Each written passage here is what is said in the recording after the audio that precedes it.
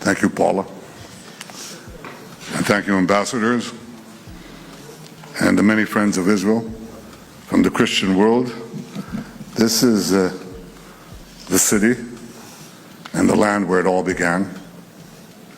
The Judeo-Christian tradition that promoted the belief in monotheism, a single God, that developed the idea of the sanctity of life, the sanctity of individual life, the idea of freedom.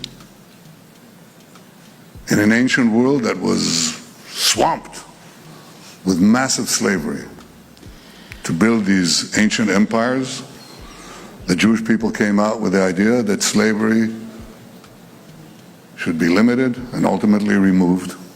This was revolutionary. The beginning of the idea of freedom began in this land. And that idea spread throughout the centuries, and especially in modern times, and changed the world. It gives hope to the world. It gives meaning to our lives. It gives a bond between the world's greatest democracy, the United States of America, and the world's vibrant democracy here in Israel. And that's a partnership that is bonded in faith, in history, in tradition. I had the great privilege of being invited to speak at the joint session of the American Congress. And I look on the wall and I see the quote from Moses. That's our common tradition, our common wellspring. We're immersed in the Bible. We live the Bible. We have a future because we have a past. And that past is shared by millions, hundreds of millions around the world.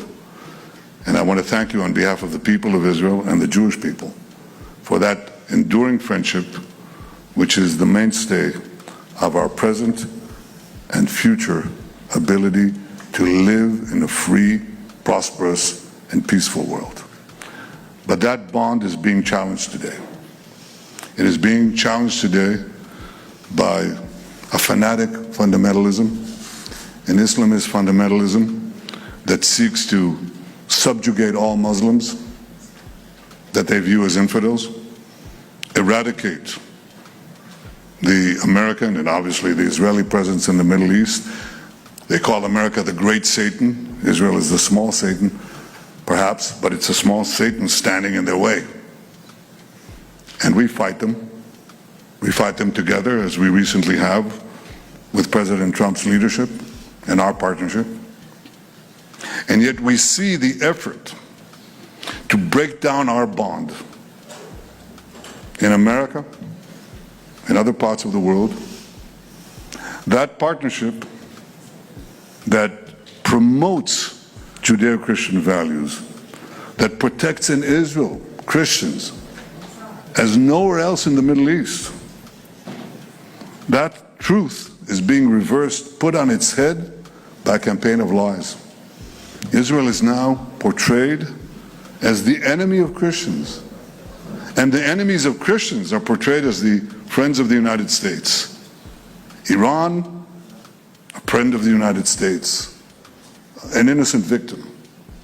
The Muslim Brotherhood, who chant death to America alongside Iran, friends of America.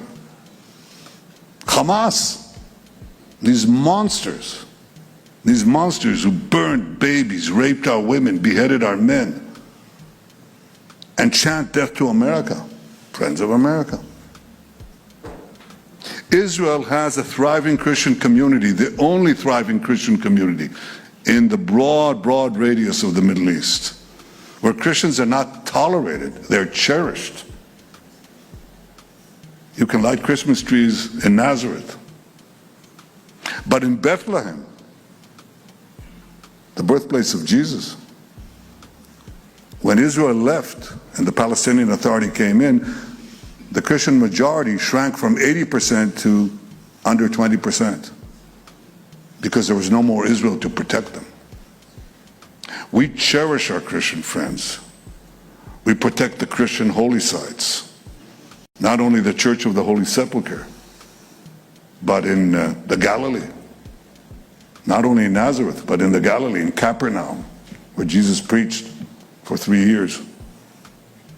We uphold and cherish those sites.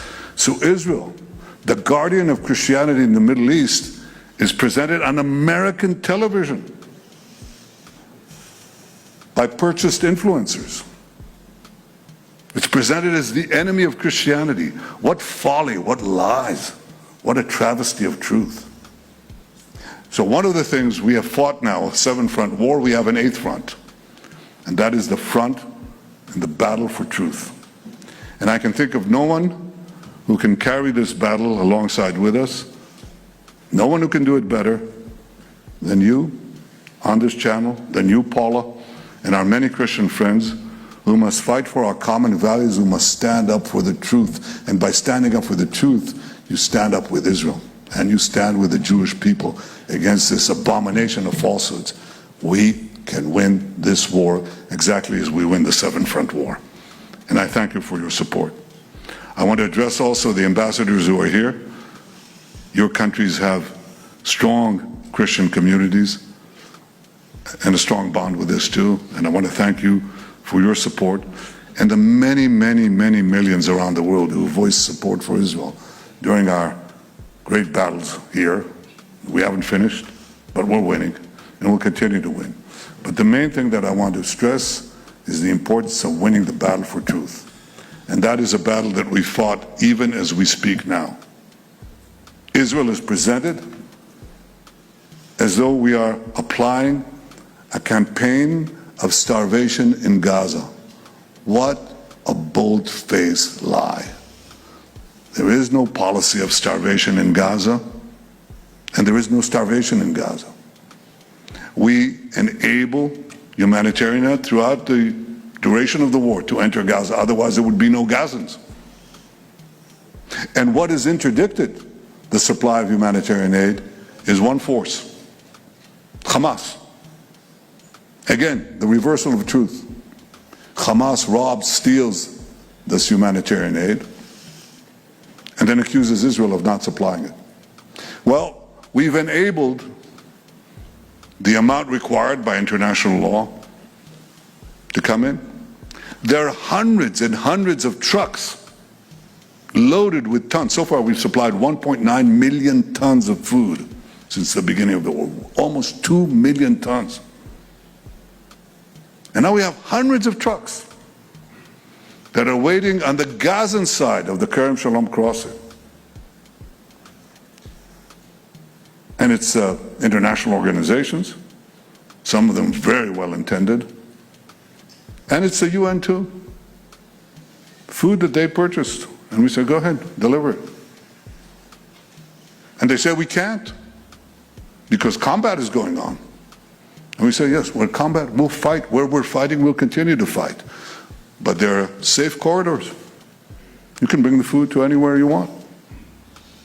That is not a problem.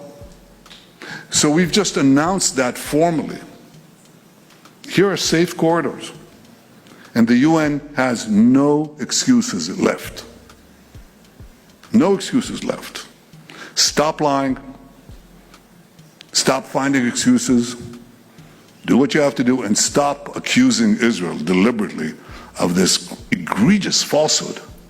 There is no starvation in Gaza, no policy of starvation in Gaza, and I assure you that we have a commitment to achieve our war goals. We'll continue to fight till we achieve the release of our hostages and the destruction of Hamas's military and governing capabilities. They shall be there no more. We shall not have any more of these massacres. We shall not have any more of these monstrosities. We stand for human freedom and human life, and that is not commensurate with Hamas or with Iran, other Iranian proxies. We have fought this battle together. We shall win it together. And I want to assure you that we have great faith in your faith and in our faith. We have a common bond. It is strong. It is something that represents the vast majority of Americans and I would say just about all Israelis. And by the way, Jews and non-Jews alike, because we know that our standing together assures our common future. So I want to thank you on behalf of the State of Israel for everything that you're doing, and as the saying goes, for everything that you will do. Thank you all. Thank you very much. Thank you.